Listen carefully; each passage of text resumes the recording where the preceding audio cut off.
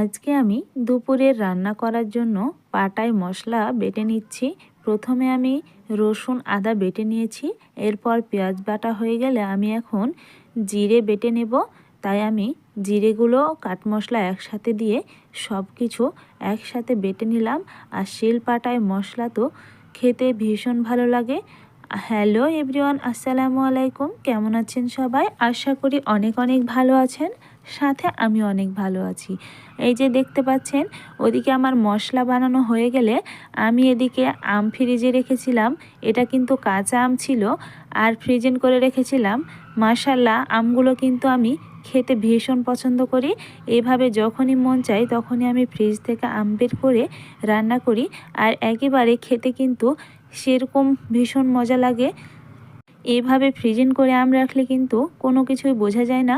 আমি সিদ্ধ করার পর একটুকু পানি দিইনি, পানিটাকে ছেঁকে নিয়েছিলাম। আর এখন আমি তেলে দেওয়ার পর সবগুলো মশলা দিয়ে হালকা একটু পানি দিয়ে নেড়েচেড়ে আস্তে আস্তে জাল দিয়ে ভালো করে কষিয়ে নিলাম।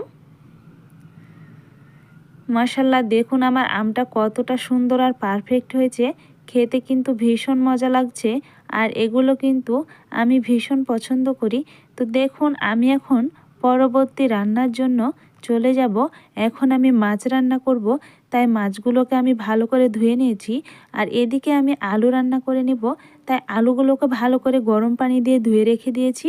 এখন আমি মশলা দিয়ে ম্যারিনেট করে নিব। মাছ আর আলু দুগুলো কিন্তু আমি জোরে চুলায় রান্না করব, আর আমি মাটির চুলায় রান্না করব একসাথে। তো দেখুন আমি কিভাবে রান্না করছি। এখন আমি কড়াই বসিয়ে দিব চুলাতে। আমি পরিমাণ মতো তেল দিয়ে দিলাম। এখন আমি তেলটা গরম হয়ে গেলে দিয়ে দিব মাছগুলোকে সুন্দর মতো ভেজে নিচ্ছি। মাছ ভাজানো হয়ে গেলে আমি দেখুন ও পাশে চুলোতে আমি মাছ বসিয়ে দেওয়ার পরে আলু দেওয়ার জন্য কিন্তু আমি কড়াইতে মশলা দিয়ে দিয়েছি, আর মশলাটাকে ভালো মতন কষে নিচ্ছি। আর এভাবে কিন্তু কষিয়ে কিন্তু আলু রান্না করা হয়। এখন আমি আলুটা মশলাতে দিয়ে দিব, ভালোভাবে নেড়েচেড়ে নিয়ে দেখুন আমি কত সুন্দর করে নেড়েচেড়ে নিয়েছি, আর কালারটা কত সুন্দর এসেছে। এখন আমি ঢাকনা দিয়ে ঢেকে দেব। আর এই পাশে আমি আস্তে আস্তে দেখব আমার মাছগুলোকে হচ্ছে কি না। আমি এখন উল্টে পাল্টে ভালোভাবে নেড়ে চেড়ে ভেজে নেব, যাতে এপিঠ ওপিঠ দোনোটায় ভাজানো হয়ে যায়।